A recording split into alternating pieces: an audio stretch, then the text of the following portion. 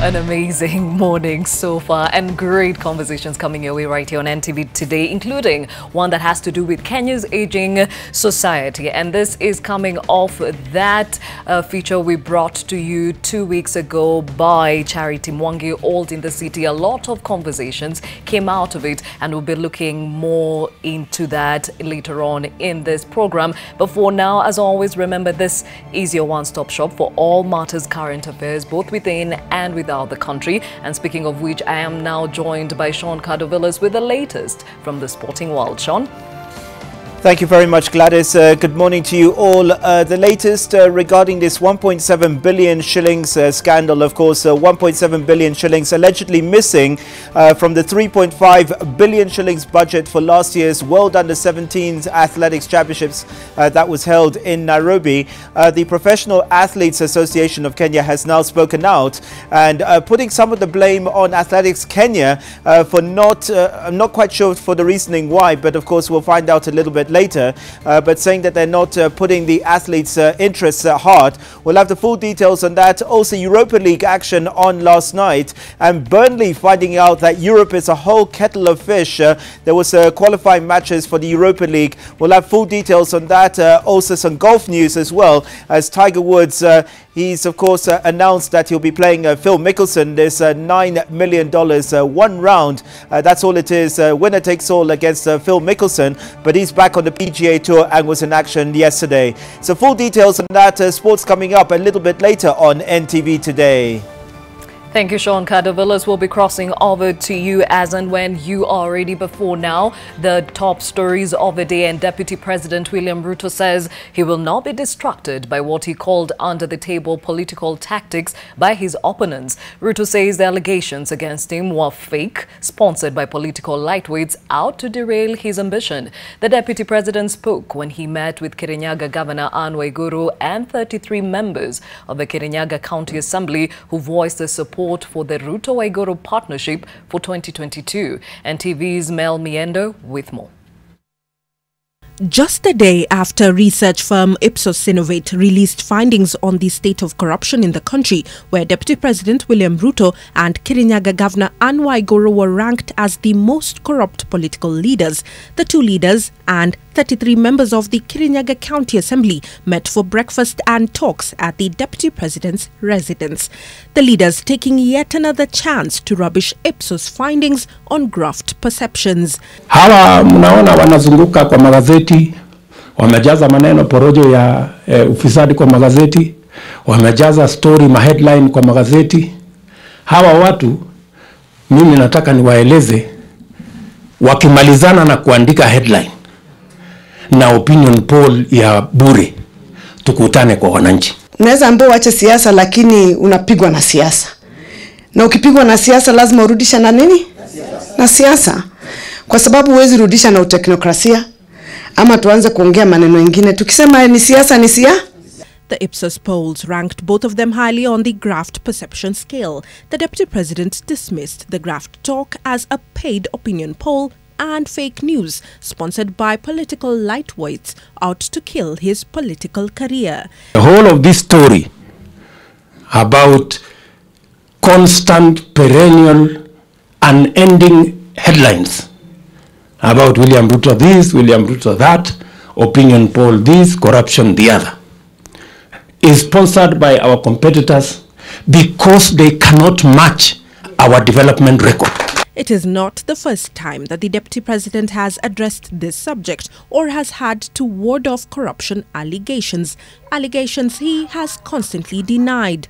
In an interview with NTV last month, the Deputy President spoke to this. Friends, just the same way you told me, my friends, William Ruto has never, ever been involved in any form of corruption, either as Member of Parliament or today serving as Deputy President, and I give my pledge that I will not. At the breakfast meeting, MCAs from Kirinyaga announced their support for possible partnership between the Deputy President and their Governor Anne Waiguru for the 2022 presidency. Yale tuliona jana, sisi niseme hivi, ni dhahabu lazima ingie kwa na hii dhahabu inaingia kwa moto, imezoea si ndio? Gavana wetu hata amezoea moto.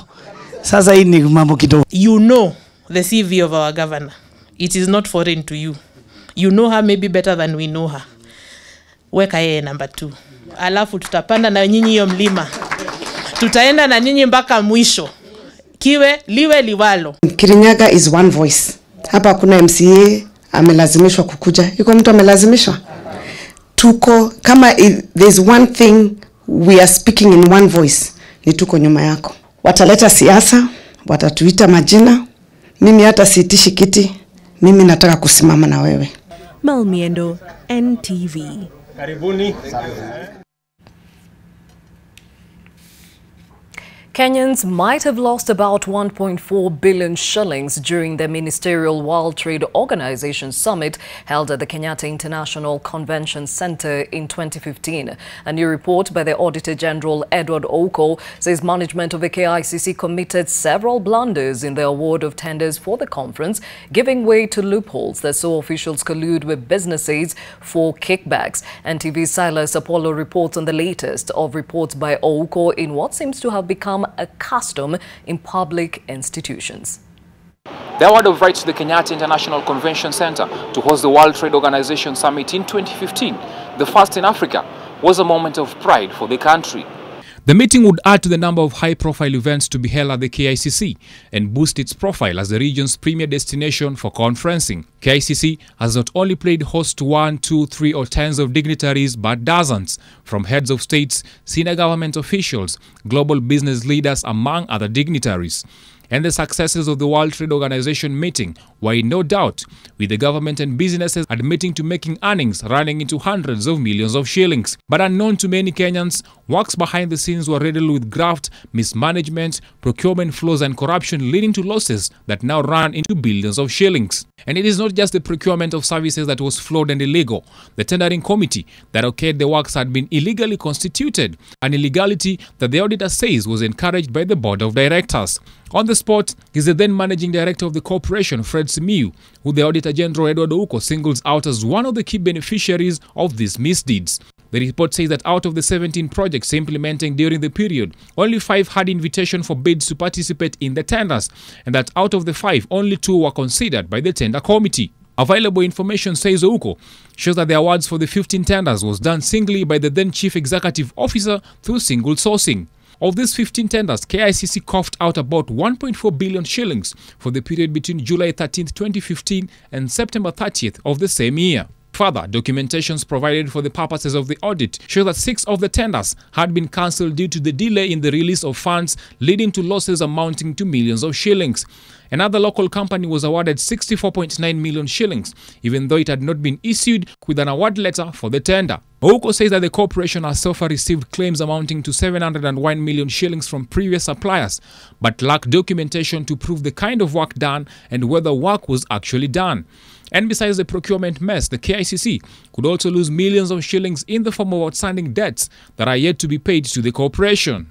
These include debts worth 697 million shillings owed by various government ministries and departments, as well as Parliament, and another 36 million shillings it was not paid for rent of offices occupied by a private secretary to the president. Silas Apollo, NTV. And still on corruption matters, Embakasi Member of Parliament, that is James Gakuya, has denied fraud charges relating to tenders for repair of roads in his constituency. Appearing before Magistrate Felix Komba, the MP and his co-accused pleaded not guilty to the charges of mismanagement and embezzlement of 39.8 million shillings. They were each released on a 2 million shillings cash bill or 5 million shillings bond with a surety of similar amount after the court rejected the prosecution's plea to have the accused denied bail. The lawmaker was arrested on Wednesday by detectives from the Ethics and Anti-Corruption Commission.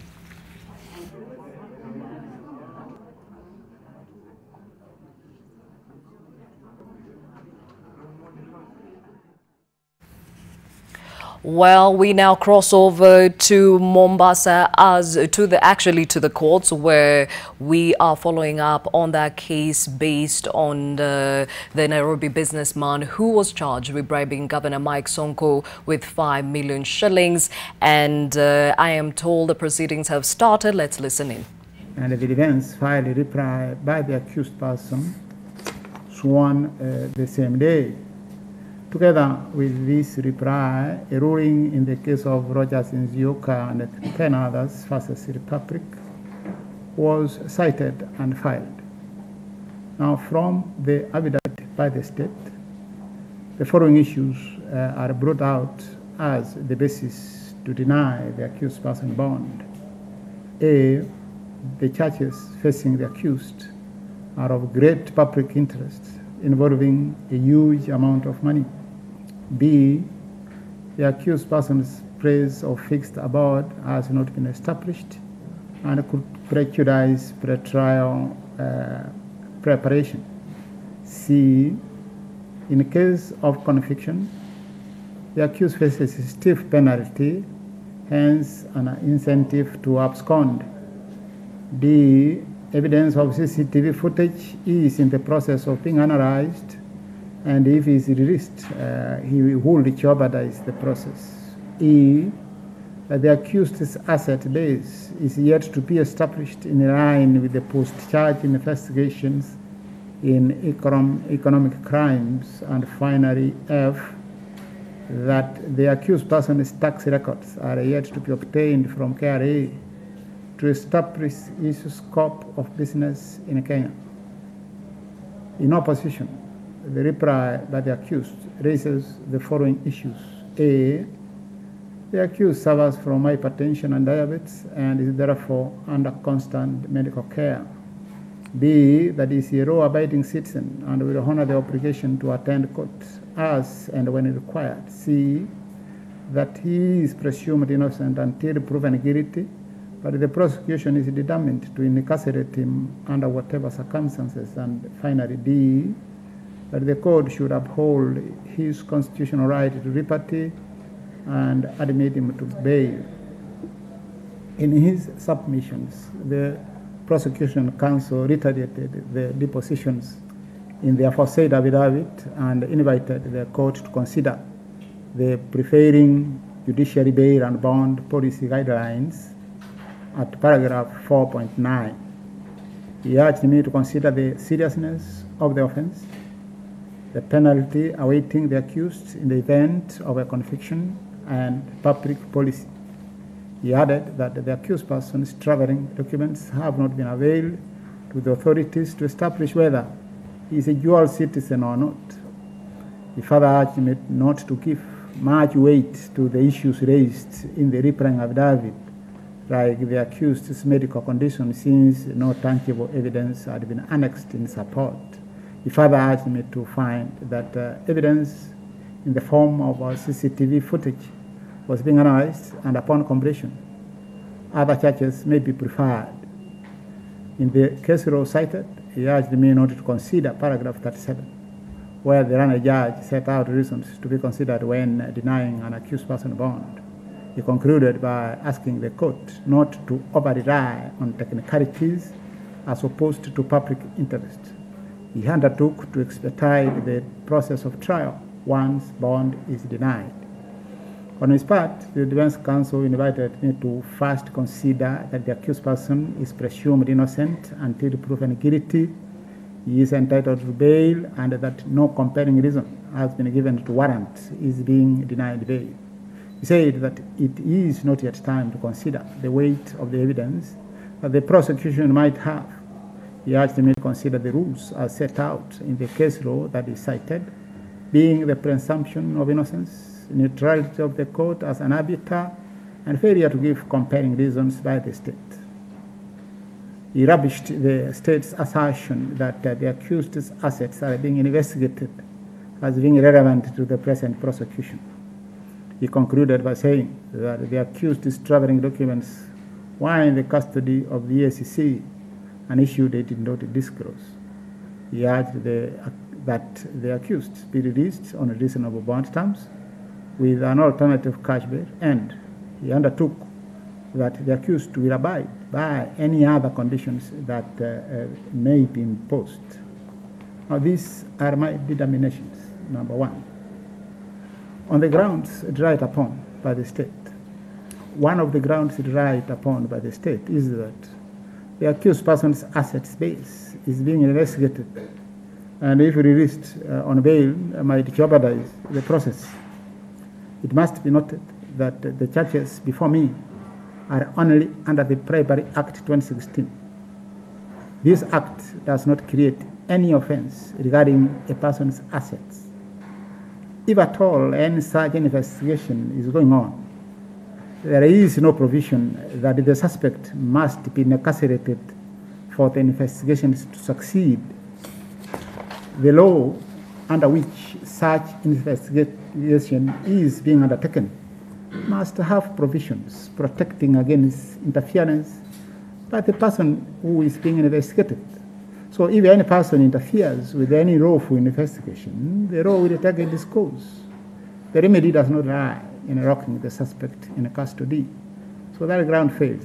Number two, the prosecution counsel in its submissions invited me to consider paragraph 4.9 of the Judiciary Bail and Bond Policy Guidelines. I find the relevant paragraph to be paragraph 4.25, which sets out the following as compelling reasons that can justify the denial of bail. A, likelihood of failing to attend court proceedings. B, likelihood of committing or abetting the commission of serious offense. C, likelihood of endangering the safety of the victims, individuals, or the public. D, likelihood to interfere with the witnesses or evidence. E, likelihood of endangering national security. And F, public interest. Now, from the application that was argued before me, I gather the following to be the main grounds upon which the state is right upon. A, the nature of the charge or offense and seriousness of the punishment to be meted out if the accused is found guilty. And B, a likelihood to jeopardize evidence. And C, public interest. On the first one, the state argued that the nature of the charge is serious and attracts a stiff penalty in the event of a conviction, hence can be a good incentive to abscond. The offense that the accused person is charged with attracts a penalty of imprisonment for a term not exceeding 10 years, or a fine not exceeding 5 million Kenya shillings, or both. In my view, this penalty is not mandatory. It can range from 1 day to 10 years imprisonment, or from a fine of Kenya of 1 shilling to 5 million shillings. There are offenses with mandatory death penalties, but wherein the accused persons have been granted bail. The remedy where the penalty is alleged to be punitive does not lie in denying the accused person bail, but by imposing equally stiff bond conditions. These issues require the evaluation of evidence to see whether it is watertight and therefore capable of sustaining a conviction. Now, doing so at this point in time would be contrary to the position in law that presumes the accused person innocent until proven guilty by Article 52 of the Constitution.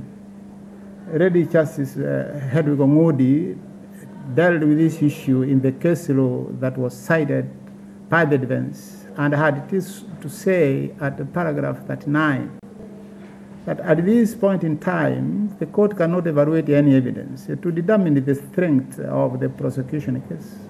Doing so would be prejudicial to the applicants and a violation of their right to a fair trial under Article 51 of the Constitution. I find this finding by the judge to be binding and does not leave any room for maneuver.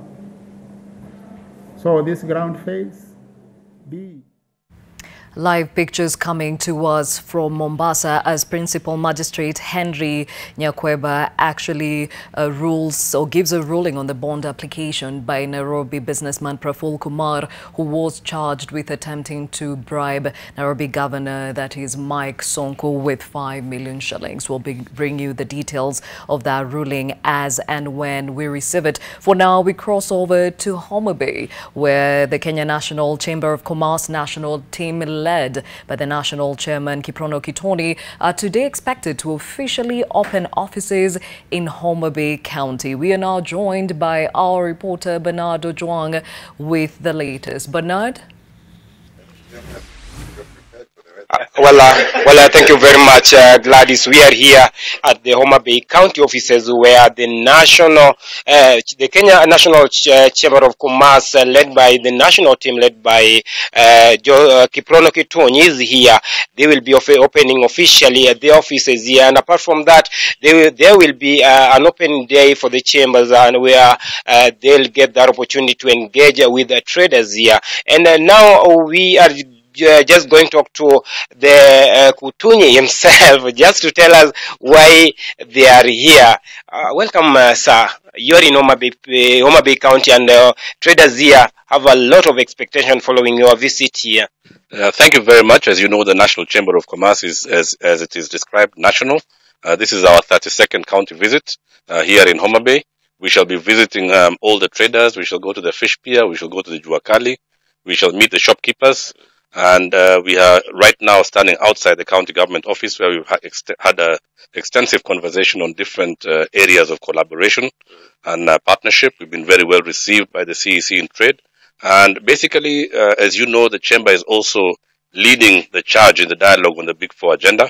We've already covered 3 topics, such as housing, manufacturing, and universal healthcare. So we are continuing to really, play that role as being the pivotal private sector organization that is providing a service.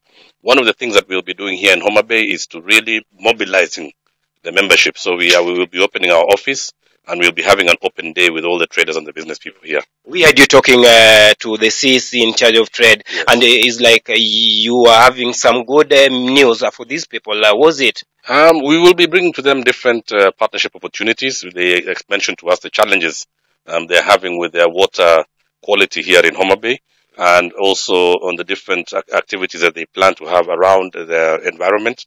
And we will be working with different development partners to bring solutions to the people of Homa Bay.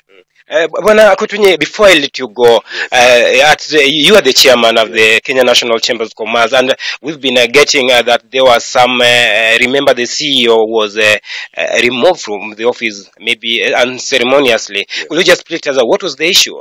That is just normal human resource management issues. I mean, it's nothing unusual. As you know, employees are hired and sometimes they're fired. And it is a matter that is before court, and I would not like to speak about something that's on court. Yeah. I like that. Thank you very much.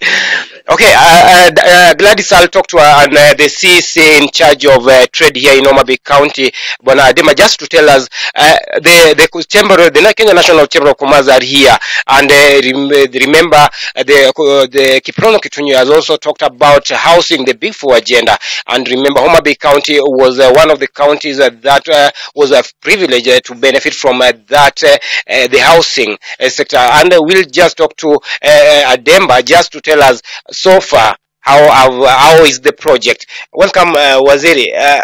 You are given the opportunity. Tell us, what's the progress? Thank you very much. And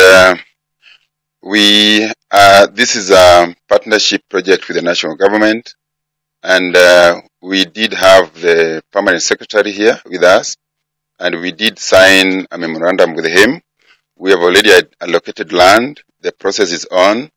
We intend to put up 5,000 housing units here. Remember, Homa Bay, as a new university, the university community has a population of about 10,000 people. The lecturers, the student community, most of them do not have accommodation. So that is one of our priority projects that we have lined up. But apart from that, we are also working with the chamber to roll out the 3 industries that we have already put on our focus. we have put in our forecast the animal feeds industry. We have put in our forecast the maize milling plant. We have put in our forecast, because this is the fish hub for the whole country from Lake Victoria. This is the hub where the bulk of the fish come from, Homa Bay County. We must have an industry processing fish and the value additions and all that done within the county.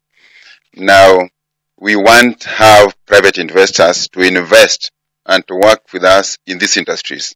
Homa Bay County is a government institution.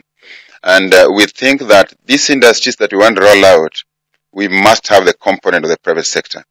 And the chamber is helping us to get in touch with the investors towards this. But also apart from that, we have about 250 markets in Homa Bay County. These 250 markets require power, they require infrastructure, they require the ease of doing business, which the chamber is trying to support us on that. But of course, the issue of the revenue collection is very key for us. And this is a challenge for all the counties in Kenya. Well, Bwana Waziri, the Kenya National Chamber of Commerce are here in Homa Bay, and we've made to understand that it is their open day. They'll be interacting with the traders here. What are your expectations after this, maybe the open day? No, we have already collected the challenges which have been affecting our business community in Homa Bay, and we have invited the representatives from all over the county. We shall try to address some of those challenges they have been facing. What are these challenges? Some of the challenges they have been facing is the ease of doing. Where do we get the license? Where do we get the market? How can I improve on my maize, my pyrethrum, my tea before it goes into the market? There is a lot of value additions which can be done now, but with information, with the chamber, I think the chairman just forgot, Homa Bay has been selected as one of the 10 out of 47 for capacity building. These capacity building initiatives will cover a range of the challenges which our business community have been facing. And this is what we are going to address the whole day. Okay, as you are talking, you mentioned about the challenges. How is the county government going to chip in at least to help these traders solve these challenges? Well, we are already having activities lined up for power, to stabilize power. We are working with the Kenya Power. We also have independent solar companies that are trying to address some of these our challenges. And we have issues of security. We have, in fact, the challenges facing the business community in Homa Bay is not unique. Anybody can list them down. And therefore, these are things that we have to try to deal with from the little budget that we have. And so you expect a lot today? Our mouth is full, and we expect a lot to be lined up. Well, thank you very much, Bwana Waziri. I was talking there to the CS in charge of trade at Denver there, and now just the last person here is this man here. Homa Bay traders have now got the opportunity to interact with the national chair, Kenya National Chambers of Commerce. What do you think they should expect from this team? Thank you very much, Ben. The traders and in Homa Bay today we have a big event. My name is Paul Ouma, the chairman of the Chamber of Commerce in Homa Bay. We expect good networking. We expect the business community and the traders to be able to showcase their products, to showcase their services. We have SMEs. We also have some of the big corporates who will be coming to share how they can be able to support the business community, big service providers, the electricity service providers, the banks. We also have them here. So then they can be able to showcase their products and their services. So we expect that in terms of business facilitation, in terms of business services, in terms of supporting the business community, we expect a lot of information today. Okay, these traders, they have been saying that, especially farmers, that they are saying they are doing good at maybe at their farm level, and getting the market is the main problem. Is you going to chip in as soon to ensure these farmers, after getting those products from their farms, that they get better market so that they enjoy their sweat? Yes. A key potential that we have in Homa Bay County is we have, right from the lakeshore to the hills, we have different ecological zones. So agriculture is an area of great potential for us. And we know that we have an international airport less than an hour and a half from Homa Bay. So one of the things that we are going to be doing together with some key projects here, we know we have the Oluch Kumira project here, is to see how can we be able to support farmers and first of all give them information about production, being able to provide them with services so that then they can be able to grow cash crops, which we can be able to export. Thank you very much. Gladys, you've heard from the Kenya National Chamber of Commerce, Kiprono Kituny, talking there, saying that Homa Bay traders should now expect goodies from that department, and they are saying that they are going to interact with them, give them maybe ideas that they were not having. Back to you, Gladys.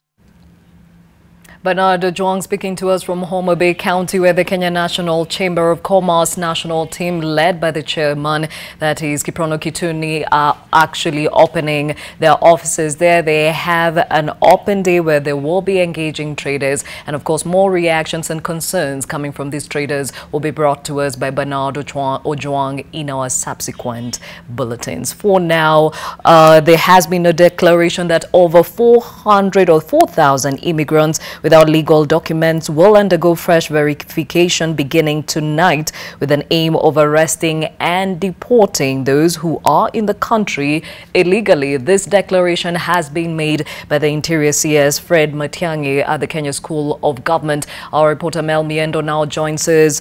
And Mel, how are they going to do this and how long will that process take?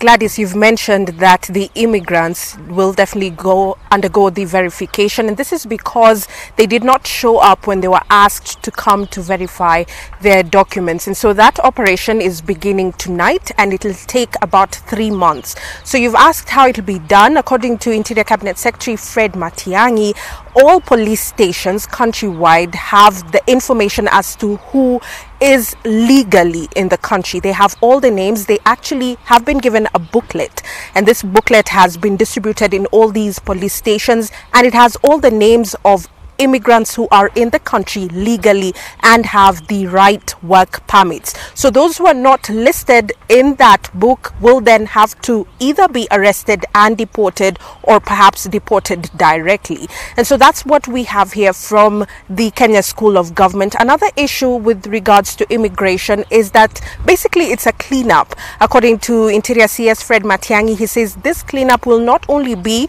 according to the foreigners or those who are here illegally, but it'll also be done in schools where we know there are many international students who come into the country and go to various universities. And so he has written a letter to the Cabinet Secretary of Education, Amina Mohammed, and this letter notifies her to ensure that vice chancellors in all universities undergo, or make sure that all the international students in those universities undergo a fresh verification from the vice chancellor, and then he or she has to write a letter to allow them to have their documents renewed. And so it's all over the country.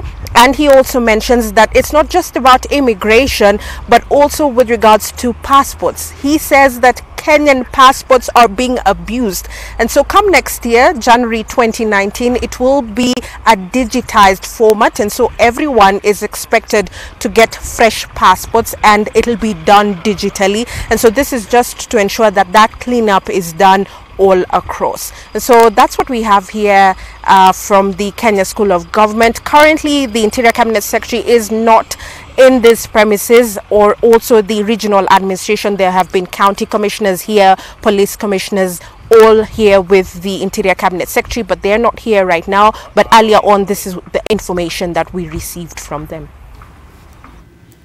Mel Miendo speaking to us from the Kenya School of Government, where earlier on the CS for Interior, that is Fred Matiang'i, made a declaration that over 4,000 immigrants without legal documents will undergo fresh verification beginning tonight, with an aim of arresting and deporting those who are in the country illegally. As you heard from Mel Miendo, this will take 3 months, and that process starts tonight. They all need to go back, or all immigrants should take or look for work permits and apply for them from their home or host countries or locations, and not in Kenya. Well, pictures of the same and more detail on that coming your way in our subsequent bulletins. Now, to a conversation that we continue to follow up right here on NTV. Our colleagues on NTV Sasa had a whole group of elderly people in studio yesterday speaking about the challenges that they face on a day-to-day basis. And of course, this was brought about by that feature we brought to you by Charity Mwangi called Old in the City, which laid bare the challenges they have to live with, and of course some of the gaps that are in the system in taking care of the elderly in this country. Now, to put some perspective to this, Kenya is estimated to have about 2.9 million people at 65 years old and above, according to the 2009 national census. Now, with the census coming up next year, it will be interesting to know where that number is at. Now, population experts estimate that the greatest growth globally will be felt in Africa, where health systems are unprepared. Now, we know about our own challenges when it comes to the health sector, so it will be interesting to know how that has adversely affected the elderly. To have more conversation on this, the policies around that, and of course the challenges and what the society can do in helping alleviate some of the challenges that the elderly have to live with. With me in studio is Gertrude Mwangi. Asante sana kwa kuja. All right, she is an elderly person, I believe. Miaka umefikisha ngapi?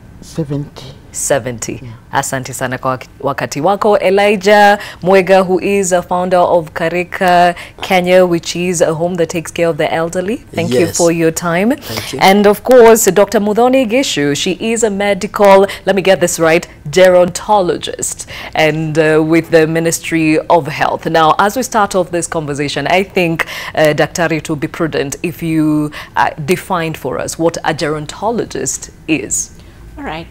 So, in simple terms, a gerontologist is a person who studies aging as a process and issues of older persons. There is also a geriatrician, who, for example, the doctor who treats children is called a pediatrician. So the doctor who treats older people, they're not elderly people, the older people, is called a geriatrician. Okay. So, if I got this right, there's only one medical gerontologist in the country, and that is you, and 2 social gerontologists? Yes. Okay, paint the picture for us, and why we're doing well as a country or not. Okay, let me say this. Right from the olden days, and I'm sure they can agree to this, we have had, let me say, growth. Earlier on, our concern was to have our babies live beyond the age of 60, right? And we did a lot about it. And that is probably why the youth in this country are actually almost half of the population. But again, probably we never saw it coming. The health systems have improved. So that means we have more older people. We have more people living longer because the health systems are able to support what I would call the communicable diseases that would wipe people quite fast. So that means it's good. And also, as technology came, as urbanization came, you know, we get to live longer. Maybe in another decade or 5 decades from now, we'll be where Japan is. 35% of Japanese population is 60 and above. So 60 is still young there. Yeah. So we're getting there very soon. Okay. Hopefully. So going by the 2.9 million people who are 65 years and above, vis-a-vis just one gerontologist, I mean, there's a lot that needs to be done, but we'll be getting to the details of that. Now, Elijah, let me bring you into this conversation. You deal and take care of the elderly on a day-to-day basis. Yes. Now, that number is clearly rising by the day. Now, some would wonder why that would be rising, considering that we say that we're living at a time where people are dealing with lifestyle diseases, you know, and water view, and also some of us who understand that the elderly are outrightly, you know, taken in by their extended families. So in your experience, why do you find more of these people coming to you for help? I think, yes, older people, there is perception in Kenya that the majority of older people are taken care of by their families. But what is the reality outside there? You'll find that in Kenya, we have a lot of older people who, as a result of lack of employment or lack of jobs, young people could not take care of them. Majority of our young people, they go for greener pastures, sometimes outside the country. What happens to that older person? The same case, it has been a reality, even through media and all the others, that the government says there are no jobs. What about that young generation which used to be there? They are now grown-ups, but they cannot take care of themselves, neither of their elderly people. I have an experience. Sometimes we think that older people are rich and well-to-do because they are the custodians of the properties in Kenya. But there before, you remember, our parents were giving birth to so many children. As a result, when the older young people grew up, they had to take up some of the properties from their parents. And yet, there are no jobs. What do? They expose the properties, and the elderly people remain without support. Like where I come from, every day, the older people come there. And what they really cry about, it's not even the property. It's the isolation in the places of their households. Yes. Okay. Okay, maybe to, you know, paint a picture of the challenges they have to live with. Gertrude, miaka 70 umefikisha. You live in the home, the Karika home. Ulifika hapo aje? Na kwa nini ulienda kule? I use Kiswahili. Okay. Oh, are you okay with English? Okay. Tuonge shosho ni sawa. Not very much, but okay. When I joined the Karika, it was sometime back about 5 years. 2011, when I joined Karika. So we had rumors saying that there is money which is given there. So there are some ladies, even young, I call them young ladies, but they came to me and said, oh, so let us go. There is money somewhere. So that's the time when I joined. When we went there, we didn't find any money. So we find a man, just our leader, as talking something deep. To me, it entered into me because he had focus about old people, their life, where they live, what to eat, taking care of. So it touched me. From that time, he elected me to be one of the leaders. So I'm one of the leaders. Within the home. Within the home. Okay, how was it before you came to Karika? How was life at home with your family? Do you even have family? Let me say yes, I have good family because I had one girl, she passed away. Then the other two, I had 2 boys, they disappeared in Sudan. So now I'm left with one boy who just married just recently, the young one. So when I was working, it was okay. But when I retired, that's the things became worse. How? Because the one who was taking my my life like to be the way I should be, the one who passed away. Then I left when I'm hanging. But all the same, I tried to find out what to do. So I I went to the government and I was given a license, you know, like a letter or a certificate to have a bureau for the to take girls to the house girls, our house managers. Yeah. So as I'm in my house, so that work it doesn't do the way those people have go to offices. Because I told the government that I can't go in the office, kimbia with the state council, what. They said, okay, it's all right, do it in our house. So if somebody comes for you, for a girl, so the money which will be given to you, 1,500, that will be helping you. You know, it is scarcity. It is not the way somebody can earn. So the life, even in the way I'm staying, it is a slum place. All the people there, they are not in a good condition. Okay, so now that you touched on the fact that you worked until you retired, had you put some money away to take care of you when you were older? I was in the private sector, and I had money in safe. That's what we keep. But when I retired, the children were still young, so I withdrew all of the money and educated my children. So I didn't have anything. The income or whatever I was thought of doing, I was investing in my children. The girl who was just, knowing now she's going to do something, and she got a job. She was earning 50,000 per month. The first month, that's when it passed out. So I left the way I am. And I thank God because I'm saved. So I stand on my God, and He provides. But some other old people, they are suffering. We'll get to the details of that. Now, Daktari, just listening to Gertrude, something that comes to the fore. Question, what happens to the money set aside to take care of you when you're older for those that have their avenue to do that?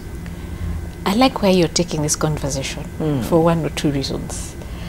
Number one, how much can money do for you? Even if you had all the billions, how much can it do for you? And this is a place where we need to actually learn about or appreciate the beauty in relationships. Because again, you could have all the money, yes, but it may not do much for you. But when you have stronger relationships, number one, you'll never get lonely. The one thing they will tell you is that the thing that really destroys them and probably kills majority of them is loneliness. So you can buy company, but at this age, we can actually, afford to do that. Again, money is important, yes, and it is good to save for that time. But again, how are you doing your savings?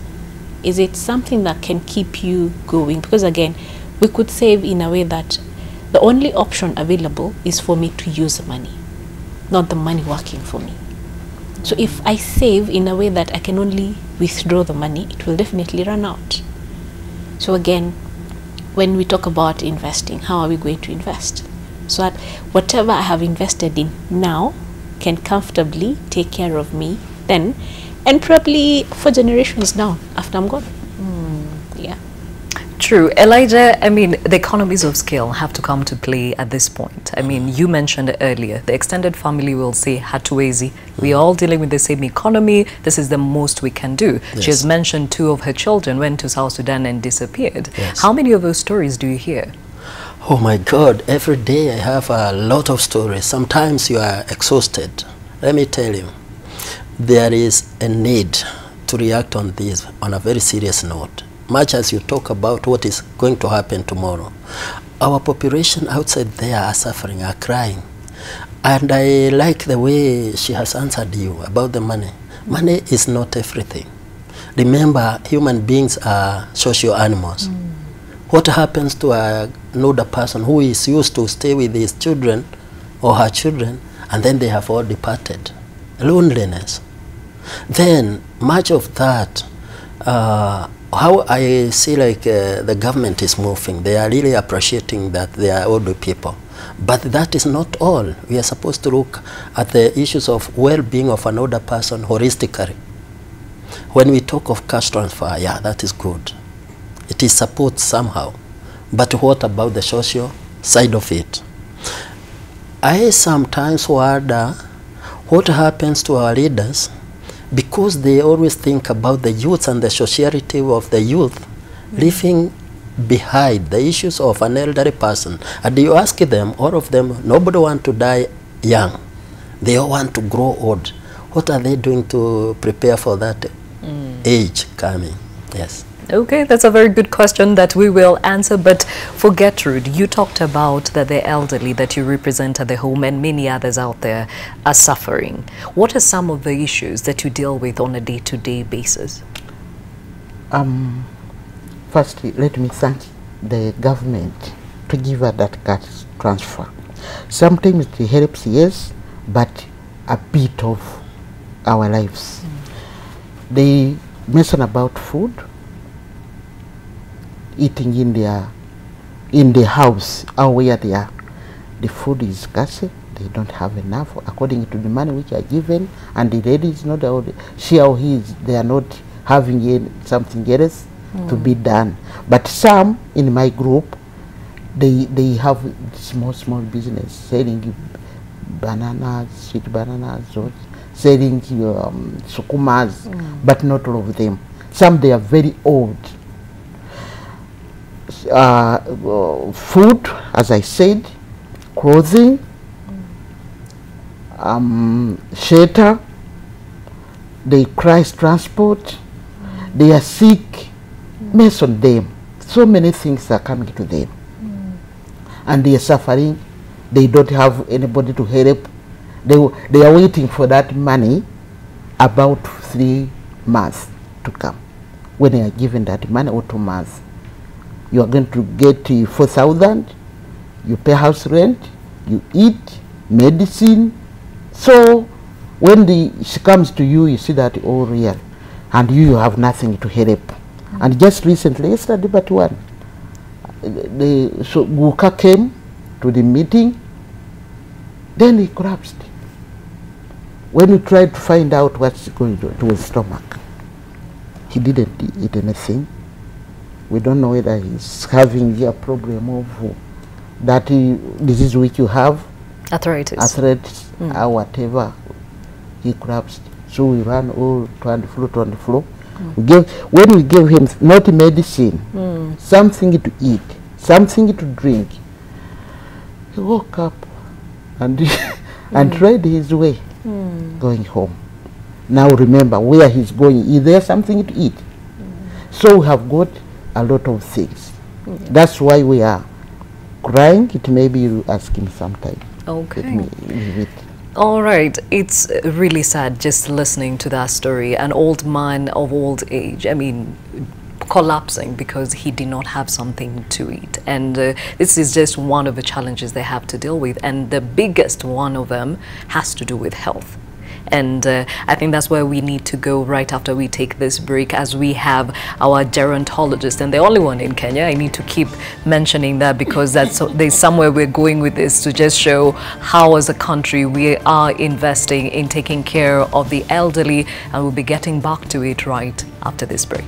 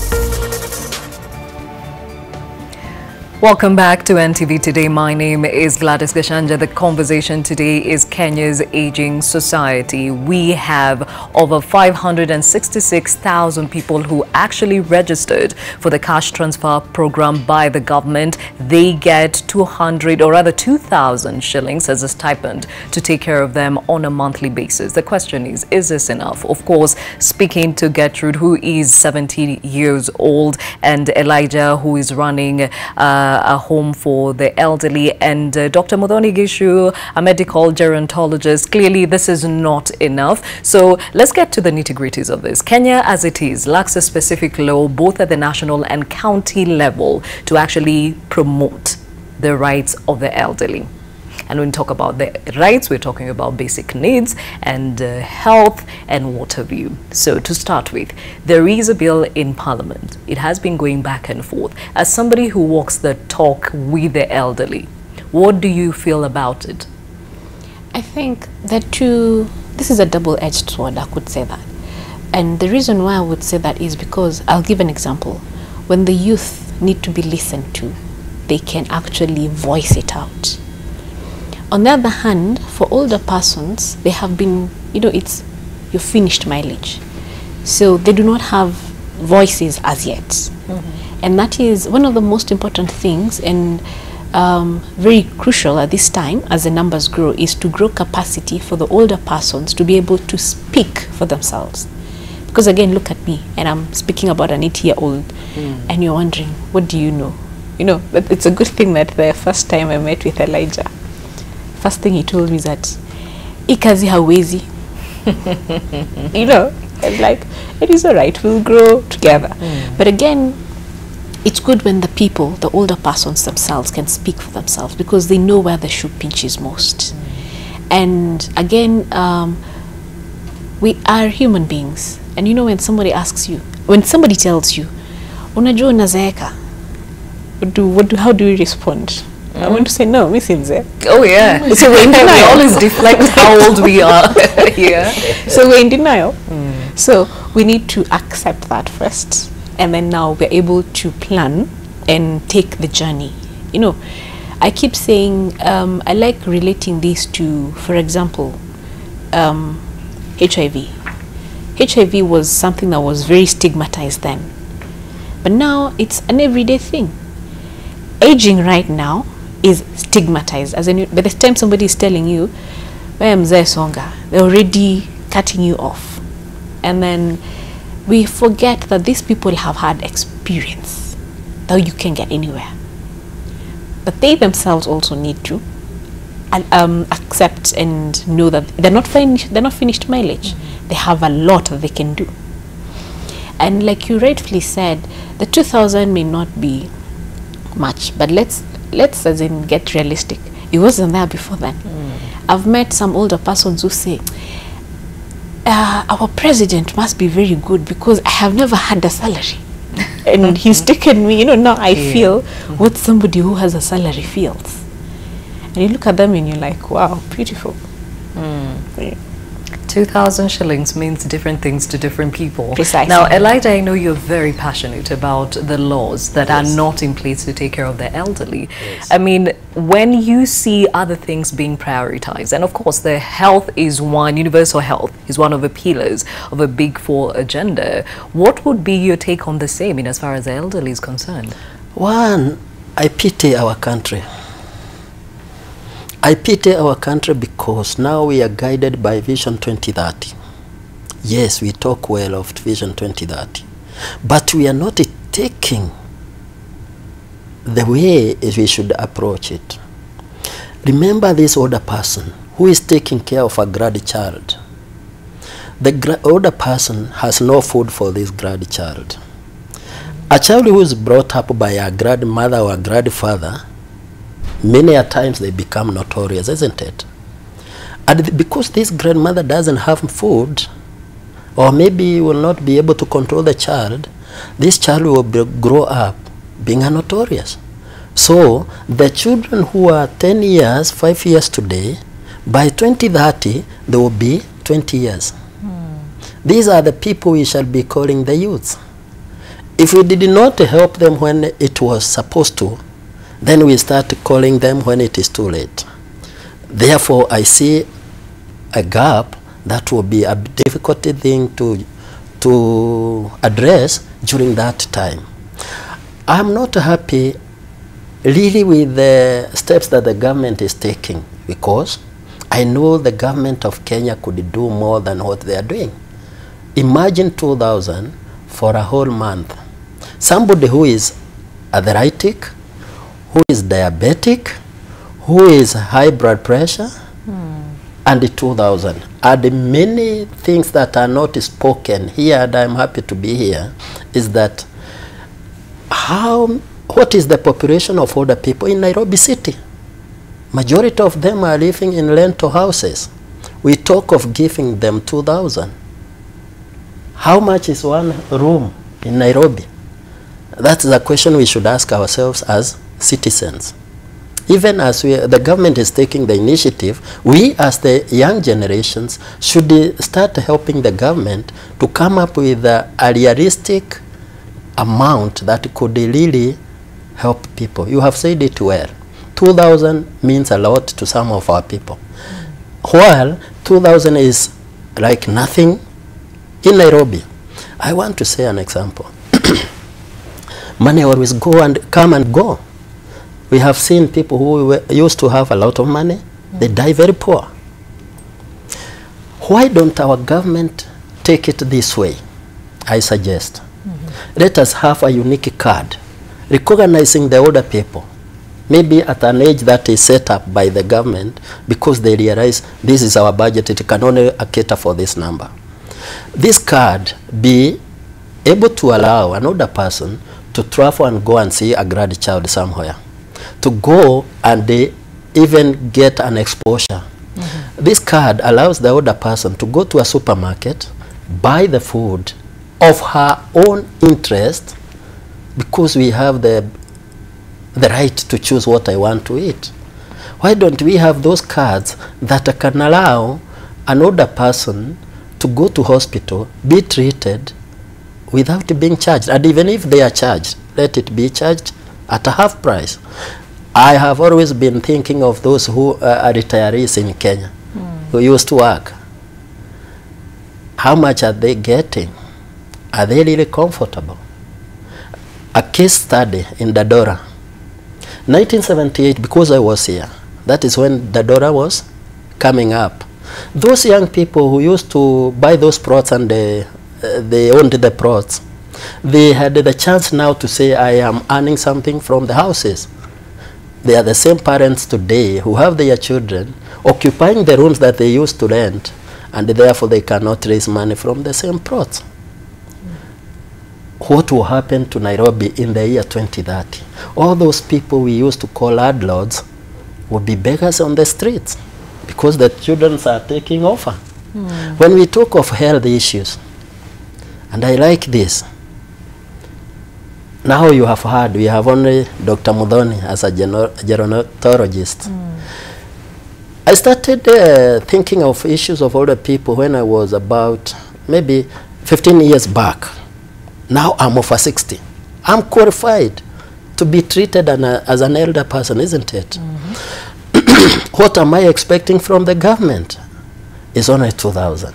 And when I go to the hospital, how many times I have cases of older people going to hospitals and they are referred as it's about age, not ailment. When shall we have doctors who can listen to the older people and even examine before they can conclude? We are equally human beings. We have equal rights. When we talk of Kenya and the elderly, and especially aging in the city, it's really pathetic. Yes, it is a dire situation. I mean, with 2.9 million people who are elderly, that is a huge number in a country to ignore.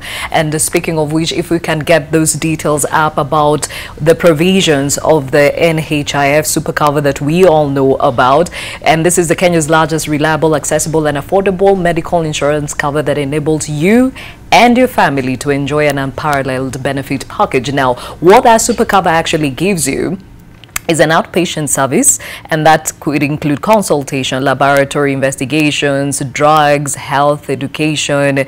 I mean, even what they are always told to pay for, like MRIs and scans.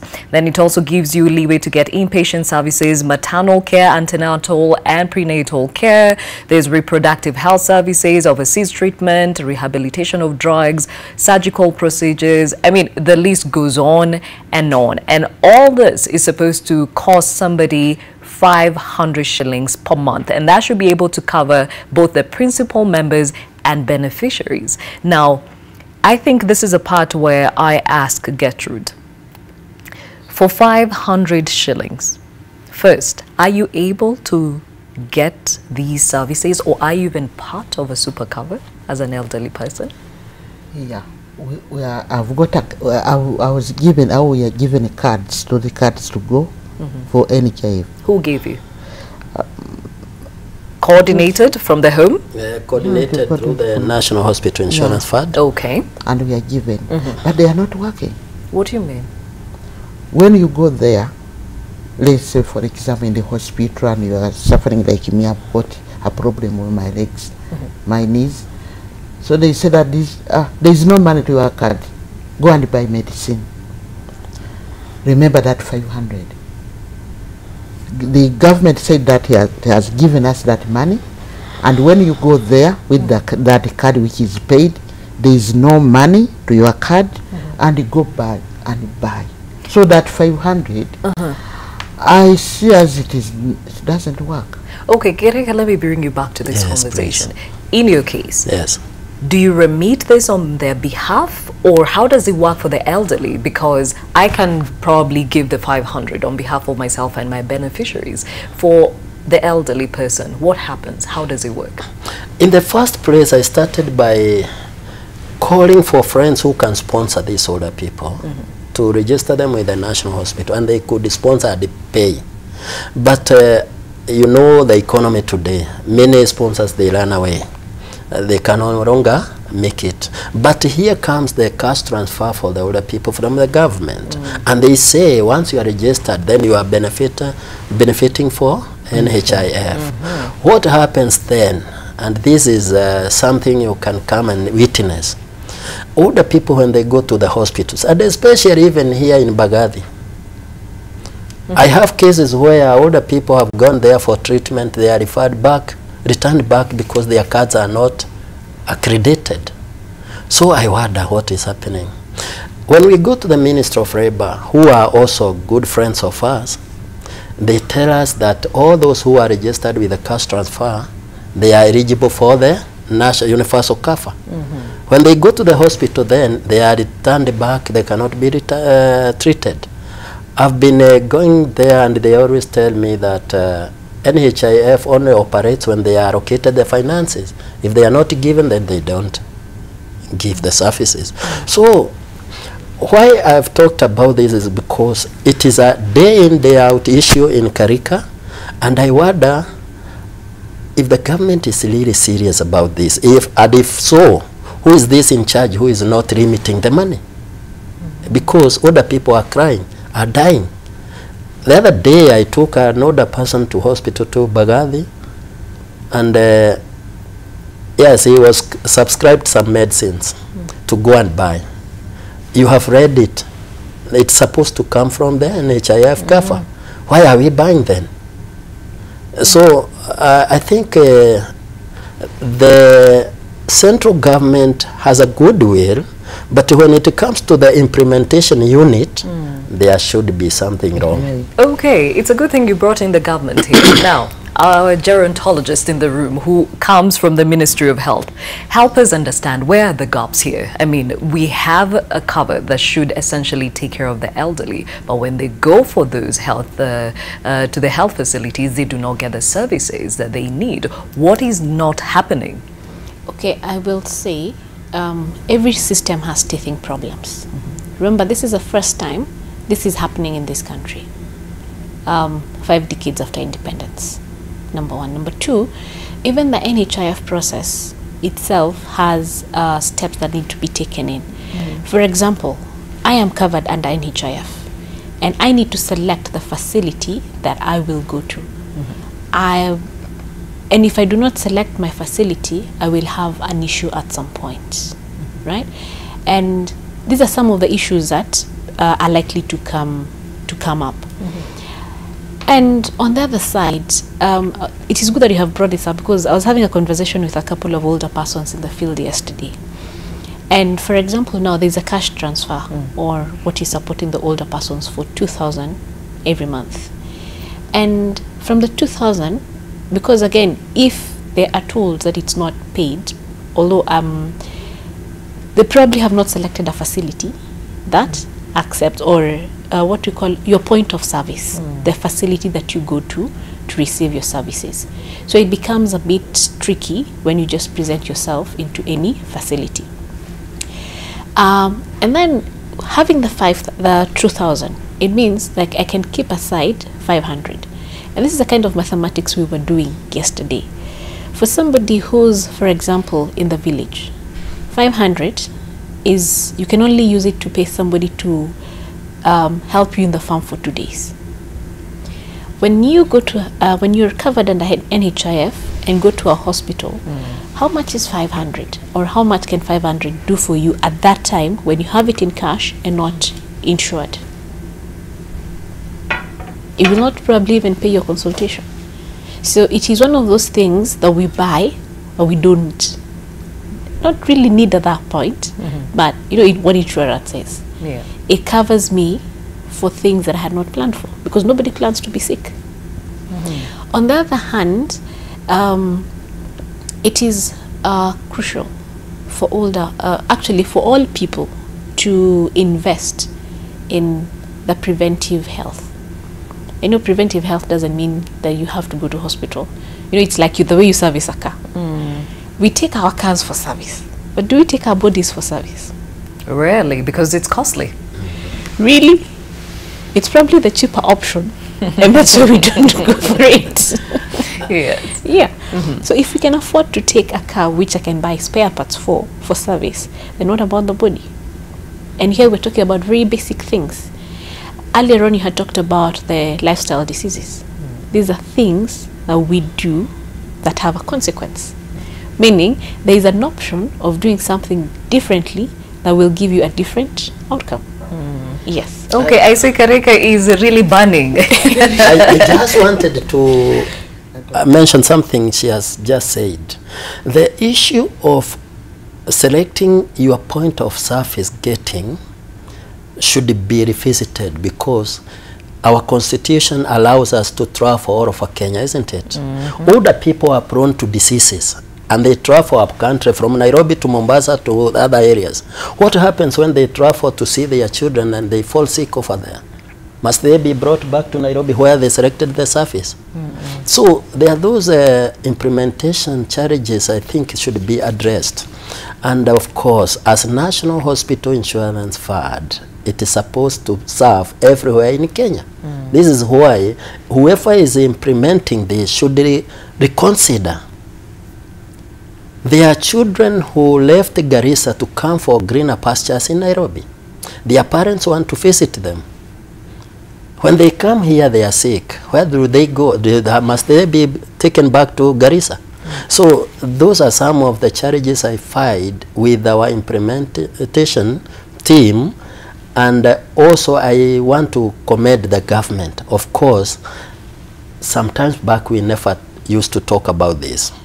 I've been wondering why it was called National Hospital Insurance Fund, and it was only serving the contributors.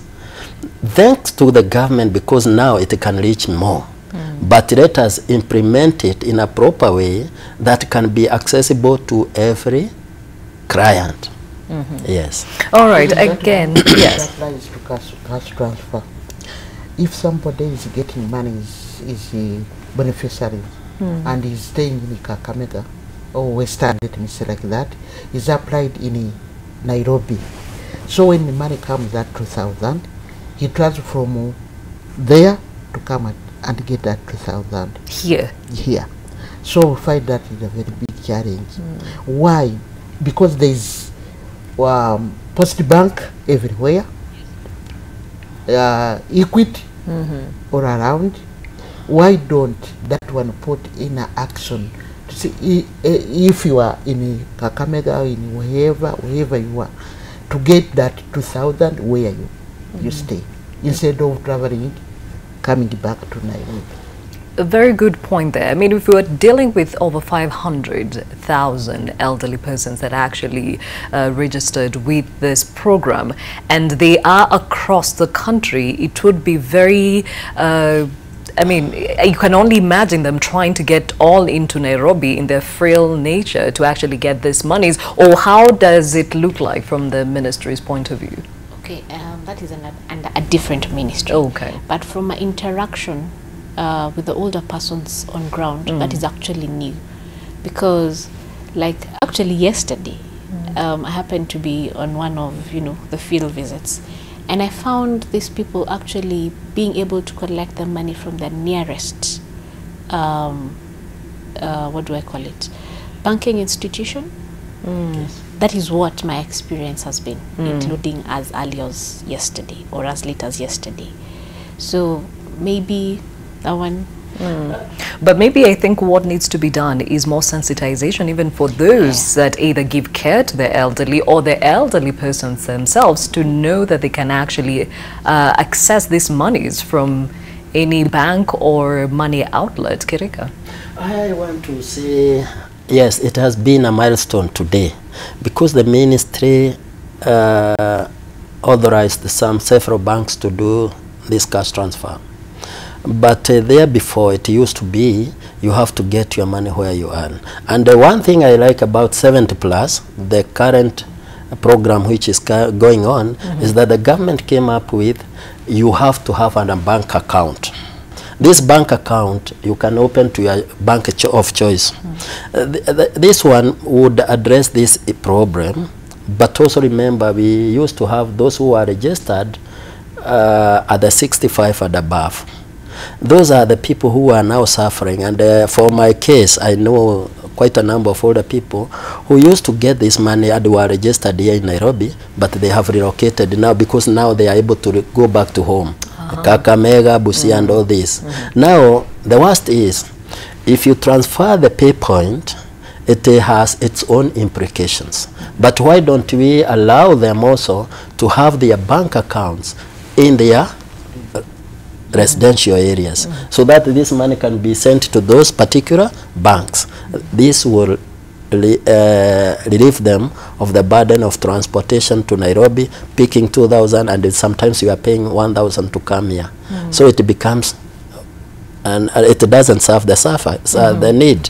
So that's an area I think the ministry should address. And we are referring to the Ministry of Labor, and we actually reached out to the social society department for them to come and join us, but they were not able to do so, and some of these questions actually fall right on their laps. Now let's go back to the health, which is what I think is the biggest impediment, especially for most of them, because as they grow older, many of these either lifestyle diseases or just age-related diseases catch up with them. Now, on the national level and county level, how is it looking in as far as your field is concerned? All right. To begin with, we need to demystify something. Age is not a disease in itself, but definitely there are changes that take place as the body ages. On the second note, for us to have, as in other ministry, for there to be a unit that actually looks at issues of older persons, means we're ahead of many African countries. On a third note, when we look at our policies, our current policies, they're all bringing in issues of older persons. That is including the ongoing debate on universal health coverage. So that tells us or shows us that we are, we're making good progress, that I would say, as a country. All right. Now, as much as we're making those strides, what are some of the gaps that need to be looked at immediately? Because clearly, with all the suffering and the numbers increasing more than we are prepared to take care of them, what are some of those top gap measures that need to be addressed immediately? Okay. First and foremost, we need to get data on older persons and their health and well-being. Because you look, for example, if you look at health service, majority of them don't give or even collect any information on older persons. So those are also debates that we are currently having. Secondly, we need to acknowledge, because again, aging, you just don't learn from Mars and you're 80. So we need to acknowledge the fact that we're growing old. So we need to bring in, this is at an individual level, as in other than the national, because again, the government would come to your house and do everything for you. So we need to agree that and accept the fact that each day we grow older, and we need to live or employ healthier health habits that will support us through our lives. I keep saying it's actually possible to push the lifestyle conditions to very late ages in life, but again, it has to start as early as possible. When you talk, why do we talk about breastfeeding for children? It's because the implications thereafter in life are quite huge. So at the policy level, I can say we've made good progress this far.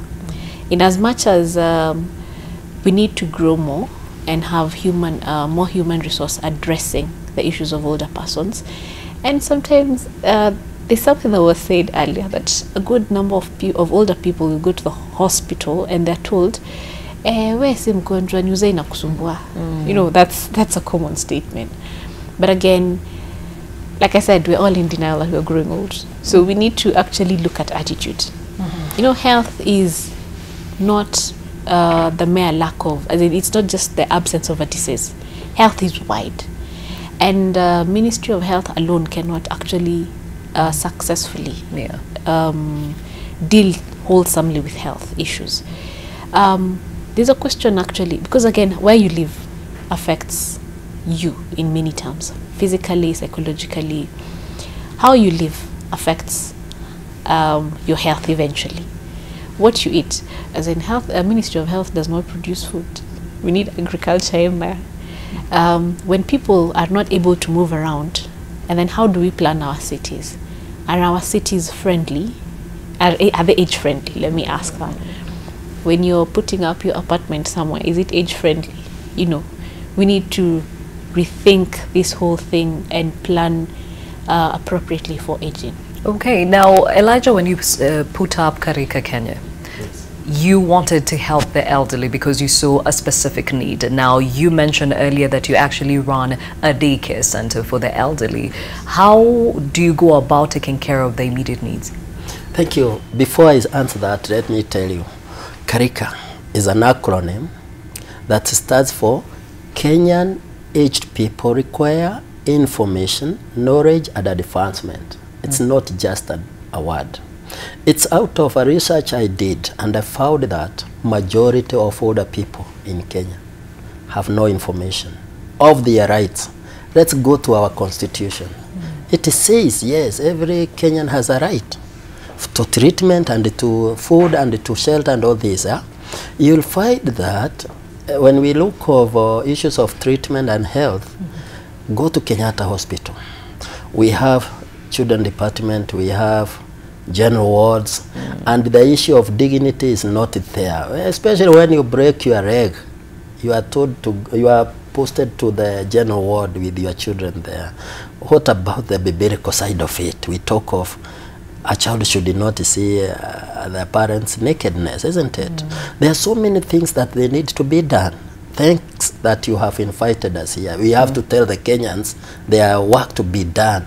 And now that aging is even progressing to the older people, they have to wake up and start thinking and planning. Why I came up with KICC is because I noticed many older people in our local community, they were suffering. You can, for example, come to Kawangware market. You find small children gathering the food that is spilled outside there, and they bring to the grandparents, who then in the evening they put their foods on the roads, they start selling. Why? They do this because they have no source of income. I started by distributing food, giving food to these all elderly people in the chief's camp. But later I don't want to go on creating a dependency syndrome to the older people. This is why I came up with a center where they can do their own income generating activities which are age friendly. I want to say this. The government and the community should rethink on social aspect of older people, where they know older people, they are not as old as useless. When you come KICC, you'll find them, they are weaving baskets, they are doing beadworks, they are making their own detergent soaps, and they are elderly. Like her now, she's reading a group of older people. How I wish each and every sub-county and even location should have a center for the older people. Remember also, it's not everyone who worked in the government or even in the private sector ended up growing with a lot of money. And sometimes they have a lot of knowledge. How I wish all the retired nurses, all the retired doctors who are elderly could have a department in Kenyatta to address issues of older people, because they carry the burden. They know what itches the older person. I want to say Kenya must start rethinking, and also a very important point here to raise. It's only the older people who blesses the young generation. When President Kenyatta mentioned about a cash transfer for the 70 plus, all the older people were happy. As a result, we had the golden handshake, which brought peace in Kenya. Congratulations, President Kenyatta, wherever they are, and Raila Odinga. Because they did this, now we are in peace. What happens during those violent times to the elderly people? Who addresses the needs of the older people? How they suffer in the community, and the young children are on the streets, the tear gases in the community. Who are most affected?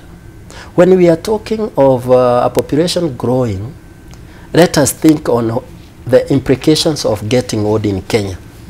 And let us be realistic, because yes, we talk much of elderly people today, but when we are in the offices, we don't implement what is supposed to be. We shall be victims of what we failed to do tomorrow. Very true. I like the way you put it, that being old does not equal to being useless. Yes. And speaking of which, Gertrude, he has mentioned some of the activities that you engage in, because it also keeps you up and about, it keeps you agile. What are some of the things that you've been able to do amongst your group? Even there have been sewing there, our group. We make viondos, beads, as my leader says. We make that soap, and when you come to our group, there is no kind of smell of aged people, you know, old people, they do smell. It is true, old people, they do smell. They have got their own smelling. Okay. But when you come to our group, yes, no any kind of that, because we have got soap, we wash our clothes, we bathe, and when we go home, we are clean. Yeah. And we do it even at home, not just there. Okay. And you know what? They have a very good choir, which is not recognized in Kenya. All the people who are doing a very good choir, singing and dancing. Okay, you sing and dance. You will see us. Okay. Now, I'm sure you can see how she lights up when she talks about these things. I mean, Shosho, when you think about who you are before you joined your fellow people at KICC and even other older people out there, what is that one thing that you have found amongst yourselves that keeps you going?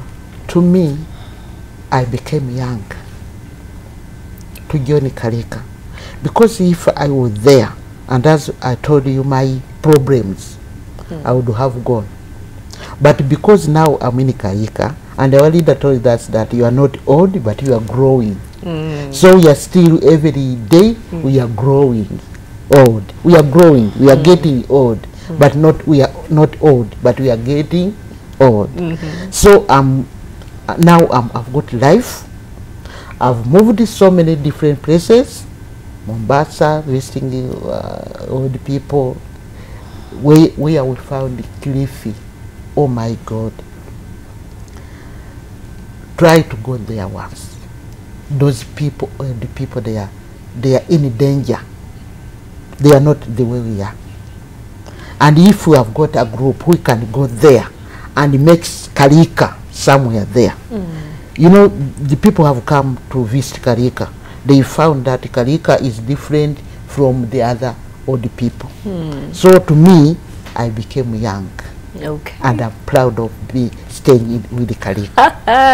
That is Shosho Gertrude for you. Now, Dr. Modoni, even as we close this conversation, I think we've touched on things that are very important, especially in putting in place the right policies to ensure that our elderly persons are taken care of.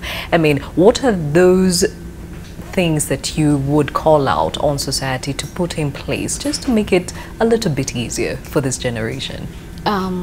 First, we need to begin with getting away with the stigma. And stigma here, I mean the way we look at older persons, knowing that someday we'll be there. I keep saying there are two ways to this life. You'll either see old age or exit before you see it. So what we do today actually really matters. Secondly, the older persons themselves, when they're together and they have that connection, you know, and that social communion, yes, it means a lot to them. As in, it actually means more than the money, as in you've had them. And supporting them through the social groups or the networking is very important. And probably the other thing I would like to say is we have a few issues, yes. We may not, like now I have experienced a good number of older persons who get admitted to hospital, but because they feel the environment is not comfortable for them, they want to go home. So it is very important for health promotion to be among the older persons also. And this is where I ask, we talk a lot about children, a lot about adolescents. Why do we leave the older persons? Are we trying to say that the older persons don't have needs, don't have wants, you know? Even basic life wants, you know. We need to look at how we deal with or treat the older persons right from where we are at. I believe a few years ago, it was very easy for somebody to, for example, work in a matatu. And when there's an older person, the younger person would stand up. Do those things happen today? I'm not sure if they do.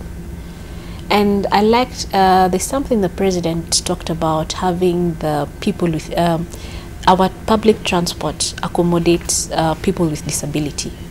It also needs to look at accommodating people who are older, so that they can also have time to engage in social activities. Yeah. Okay, now before we finish up, I'd like to hear your parting shot for Elijah. From Elijah, let's cross over to Mombasa, where I'm informed that the governor of the county, that is Hassan Joho, with the National Land Commission officials are looking into circumstances of how the Kibarani land actually ended up in private hands. And let's listen in. So yeah, I'm sure they'll be able to have that conversation with you. Given that the president is behind this, I am behind this, and the entire government machinery is in this conversation. So this really is your opportunity. Don't fight to a point where you don't have space to even want to converse further. Come forward, tell the chair lady and the commission, listen, we can't continue to defend this, find us an alternative, we want to do business, and I'm sure, not that I can speak on their behalf, but I'm sure they'll be interested to have a conversation with you. So asante sana, and I'm excited, and I wish you well. Asanteni. Thank you very much. I may not say much. Tosha hii nimesema. Hassan Joho, the county governor of Mombasa, addressing that issue in as far as the Kibarani land is concerned. So far, we know 30 developers actually have title deeds to this land, and both he and the NLC are coming together to just find out how this land ended up in private land, and we'll be giving you more details out of that meeting in our subsequent bulletins. Just to bring to a close our conversation this morning about the Kenya's aging society, before I let you go, our gerontologist, I have to say this, with only one gerontologist in the country, What does that say about the country, in as far as the, what would I call it, you know, wanting to help the elderly and also just interest in this field in support of the same? Yeah, it says we have grown. How have we grown? There was probably no medical gerontologist before I was there. So it means the fact that actually the government is embracing this, it means it's also looking into issues of older persons, and it is preparing ground for growth. You'll be surprised to see maybe in another 2 years, a lot of capacity building has been done, because that is actually what the plan is. So a lot of health workers, to begin with, will be more responsive to the issues of older persons, and they will have a different attitude when dealing with older persons. So that tells you we're in a good place. So steps in the right direction. Elijah Mwega, I know you're very passionate about this. You're parting short in as far as this is concerned. One, I have to appreciate NTV for inviting us here, but also I tell the country that there is need to have social places for the older people. And Kenya is a good country where we need to grow old in a graceful way. And our young generation should start thinking on how empowering and preparing for their elderly age. Why I say this is because we have in every county a social hall for the youths. Tell me of a single county in Kenya which has a social amenity for the older people. What are we planning for our future? Our teacher told us a good leader always focuses on ahead of where he or she is reading. We as young generations, are we focusing on where we are heading? So my last word is that I started the KICC Daycare Center for the older people in Dagoretti, and I hope all the people of goodwill who would be willing to come and support this initiative are welcome. Finally, Dagoretti is not the only place older people are suffering. Can people of goodwill open up for our grandmothers and grandfathers who are really suffering within our society? Thank you very much for having me here. Okay. And thank you for this, doing this and taking up this noble cause. Of course, if what you're doing was replicated in all counties, a lot would be done for the elderly. Now, Shosho Gertrude, what would you like to tell Kenyans in as far as taking care of the elderly and your needs? Thank you so much.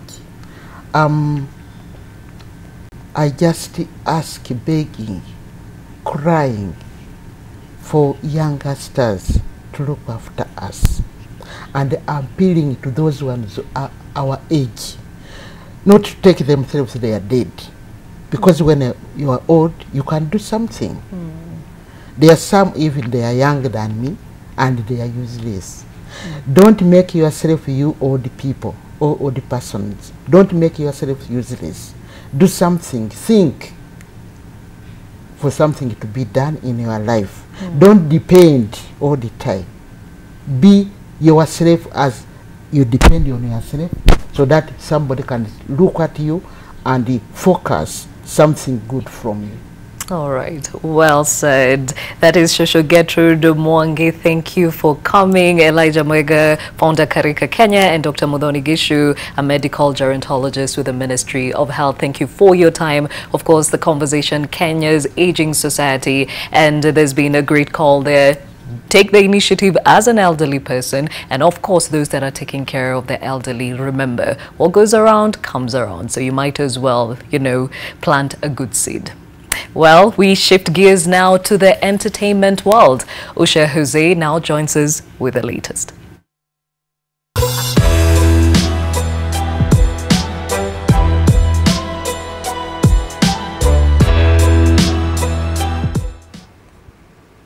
Right, Gladys, starting the entertainment segment on a light note, and what might possibly be my favorite. We are going to start with the meme of the day, which is, well, truly hilarious. Now, people who used to use this sort of pen used to think that they had made it in life. And I think the categorization went one step further. There were people who used student ink, and then those who used Quink.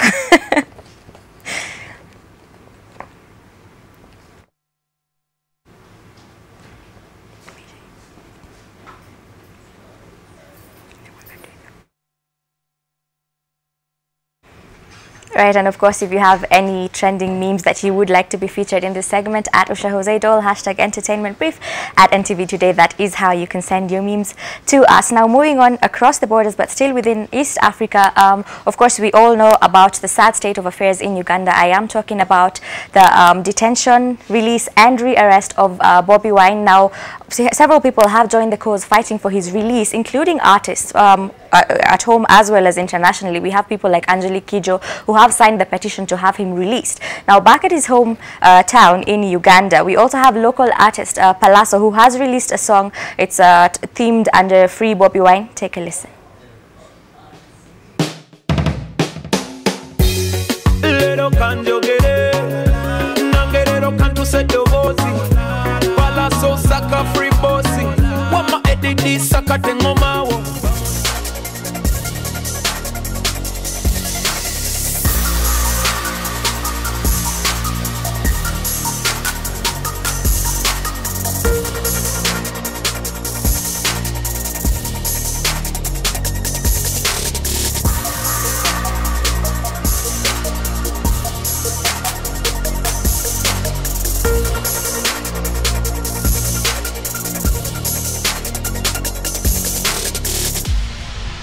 That is the hashtag that has been trending on Twitter with regards to the same. Now, still within East Africa, Hamisa Mobeto. Now, every time I talk about her, it's beef with Zari or beef with Diamond or something of the sort. So I'm extremely excited to be saying this time round it has nothing to do with that. Hamisa Mobeto has actually released a song. I know, I'm as shocked as you are. Who knew that she could sing? Now, the video isn't out yet, which is surprising considering, well, she is a video vixen. But here's the audio. Tell me, what do you think? Can she sing?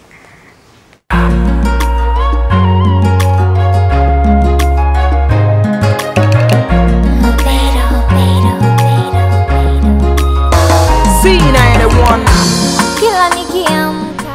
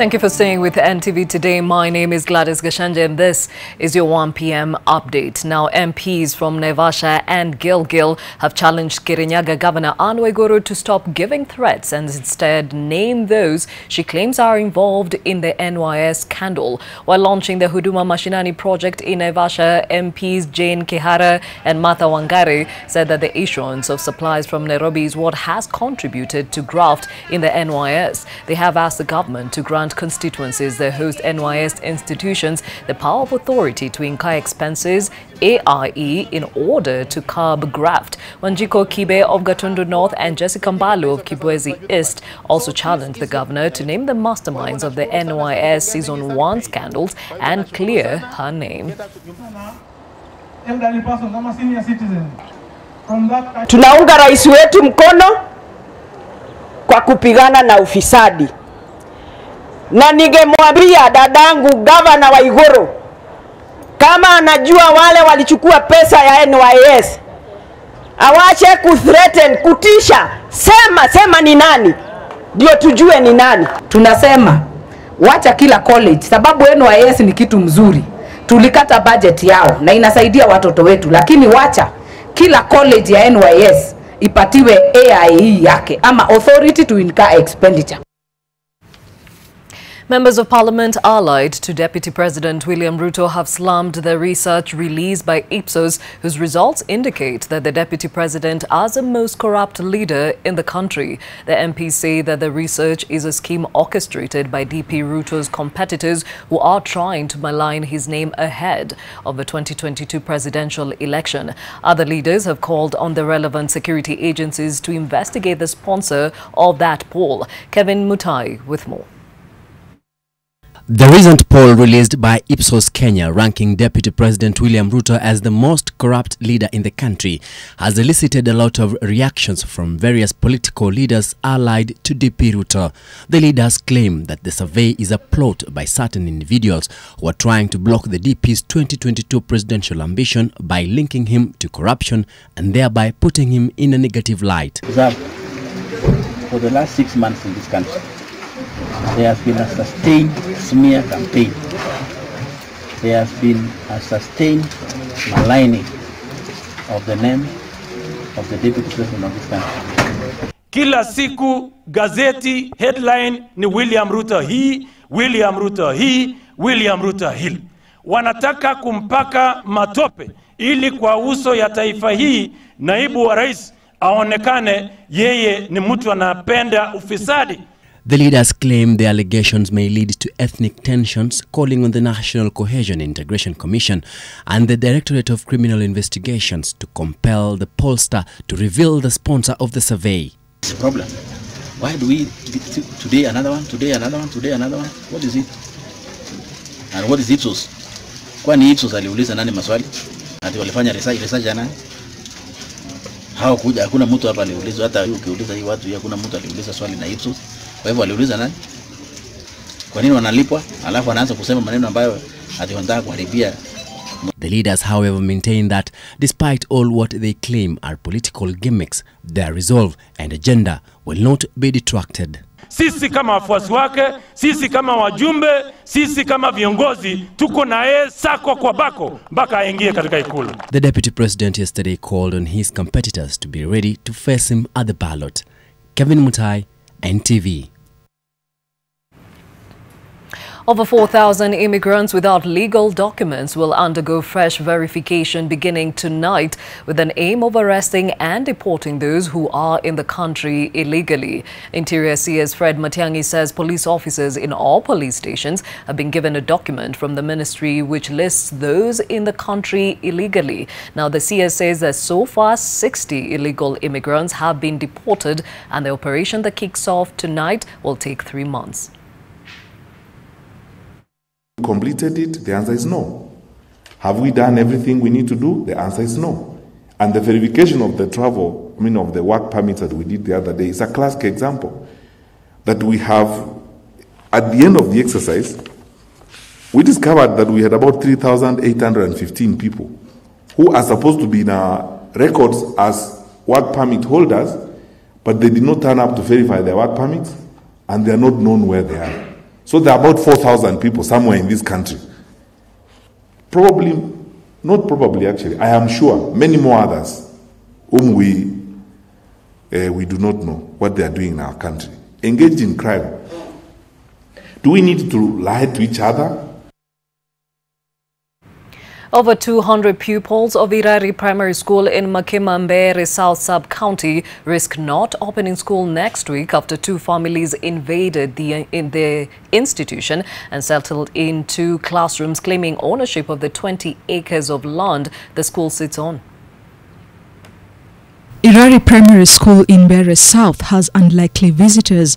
2 families have been camping at the school premises for the past 2 weeks. The families who are claiming ownership of the 20-acre piece of land have occupied 2 classrooms. 87-year-old Joseph Wanguni and Daniel Mbuga claim the then Embu County Council allocated each of them 10 acres of land. Wanguni, who is blind, says the elders and the then chief persuaded them to agree to a deal that they vacate the 20 acres of land for the construction of the school, and in return they would receive an equal share of the Mwea settlement scheme. Na nilipatiwa 1979 na ndipo niliingia hapa, na tangu niingia hapa hakutoka hapa kupokoni. Wakati shukuri ilikuja hapa ikasema nimpatie, halafu nipatie shamba ingine 1987, na kutoka sasa wandu kunipatia shamba. Na sasa kwa maana shamba nakosa pale, nilikuwa naambiwa nitatolewa shamba, mimi nakusharudi shamba yangu, kama atapatiwa shamba ingine nitarudi shamba yangu. Ile agreement tuliandika tulifanya wakati huo, wapewe ekari 10 kule kukigawa. Sasa kwa sababu shule imejengwa hapa, ni wao wapatiwe kulingana na handi, wapatiwe ekari 10 ili waone mahali ya kuketi. Ikiwa sivyo shule ihame, warudi mashamba yao.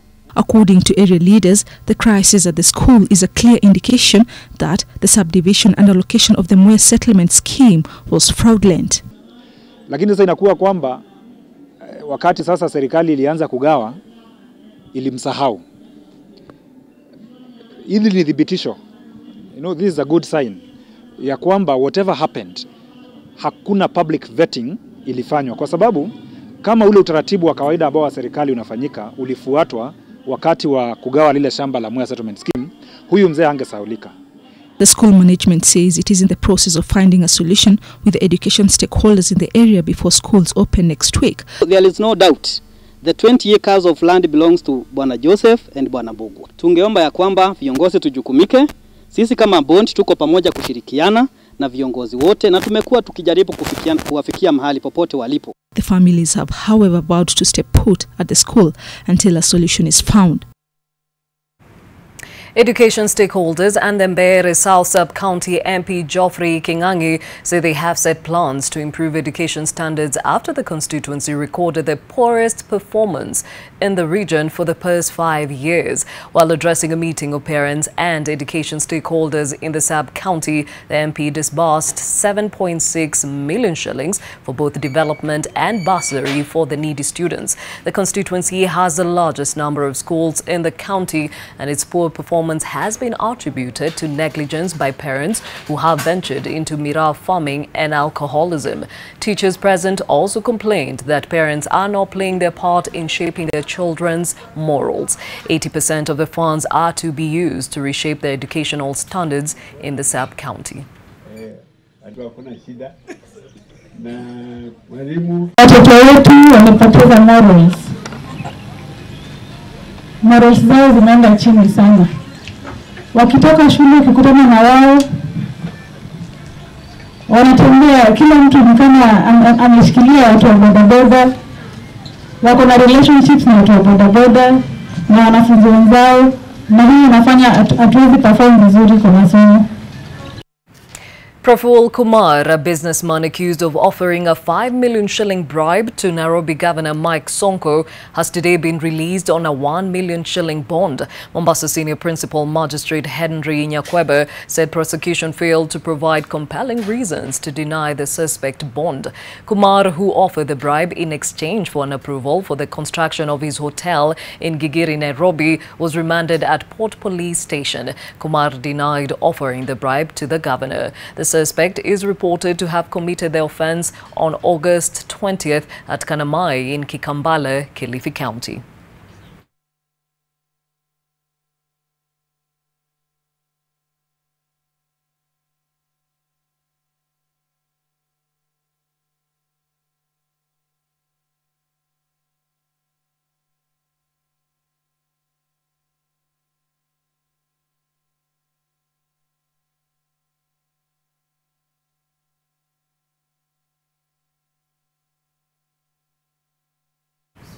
Kaiho Sangyo, a Japanese-based company, is in the process of establishing the motor vehicle recycling plant in Meru County. Speaking during a meeting with the county officials, Suzuki Taishi told the county officials that they have tried the idea in several other countries in the world, and Meru County will be the first beneficiary in Kenya. He also said that the recycling process will prevent environmental degradation, since the process will involve recycling old motor vehicles to make new spare parts. CECM in charge of Environment, Wildlife and Natural Resources, Caroline Mutiga, said that the county government will allocate land for the plant. How to recycle without messing the environment.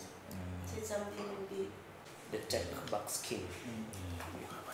Thank you, Chair. Across the border, Zimbabwe plans to maximize exploitation of its resources and leverage its Look East policy in order to bust recently renewed U.S. sanctions. Earlier this month, President Donald Trump signed into law the amended Zimbabwe Democracy and Economic Recovery Amendment Act. It was aimed at continued embargoes on the Southern African nation.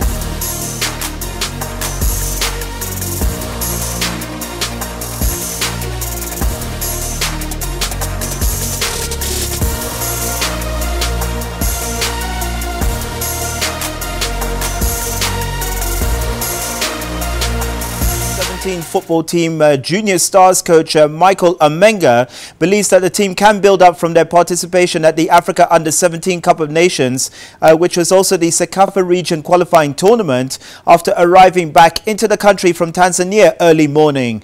The Junior Stars collected 2 wins in 2 matches against South Sudan and Djibouti. They would, however, fall short against Uganda, Ethiopia, consequently missing out on the chance to grace the Africa Under-17 Cup of Nations, which is set to be held in Tanzania in May next year. The hosts will now face off with Uganda, with Ethiopia slated to take on Rwanda in the semi-finals, which is scheduled for this afternoon. The winner of the tournament will get a chance to take part in the Africa Under-17 Cup of Nations in May 2019 in Tanzania.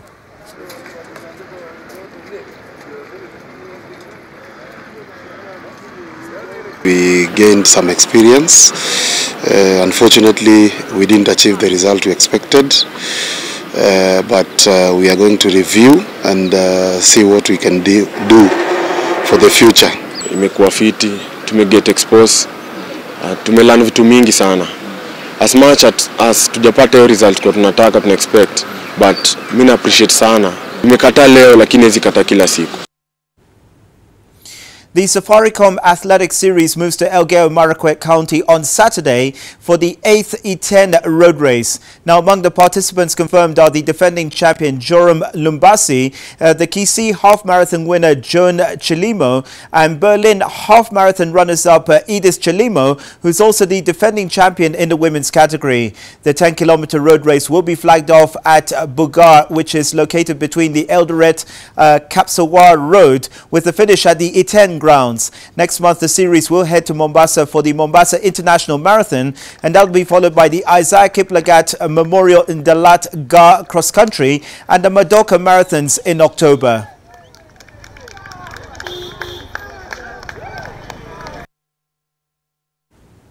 Betway Kenya, in partnership with the Kenya Football Federation of the Deaf, will host this year's Betway National Deaf Football Championships. The competition will be held at St. Mary's Primary School and Don Bosco Town in Karen, with the teams that qualify for the championship competing ahead of the Africa Cup. That includes African teams set for later this year. The betting company will provide kits to all participating teams. These teams will be traveling from every corner of the country.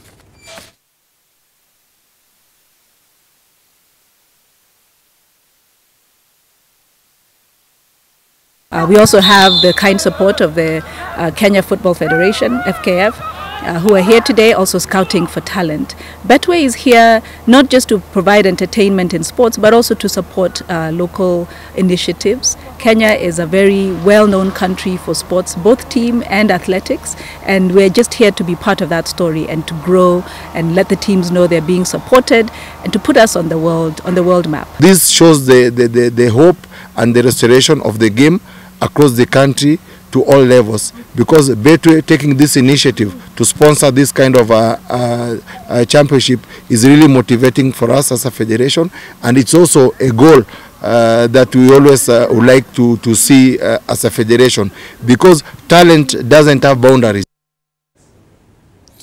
International football, Olympiacos thrashed Burnley 3-1 in the first leg of their Europa League playoff in Athens. This was in a match that also saw a Burnley fan stabbed and 4 others injured outside of the Georgios Kariskakis Stadium. Konstantinos Fortounis opened the scoring after 19 minutes before Chris Wood equalized.